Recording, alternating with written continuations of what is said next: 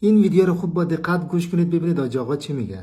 وقتی امام صادق علیه السلام یه شخصی رو برد در باطن زمین، زمان باطن داره، زمین هم باطن داره، میگه رفتیم در اعماق زمین، دریاها بود، کشتیها بود، ساختمانها بود، دوباره از اونجا رفتیم جنگلها بود، باز اونجا رو حضرت شکاف رفت پایین، آخر دیگه دیدم اصلا نمیتونم تحمل کنم، کشتیهای از طلا بود، قصرهایی از نقره بود، افرادی.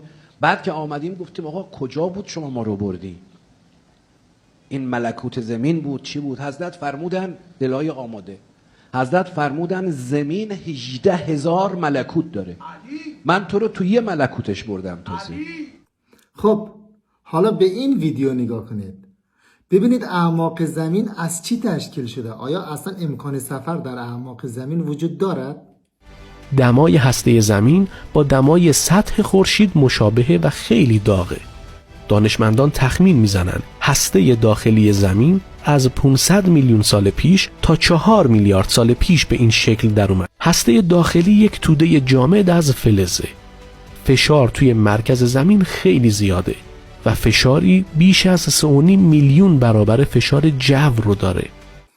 این ویدیو اینو به ما نشان داد که اینها همون بیسوادهای جامعه هستن، همون نفهمای جامعه هستن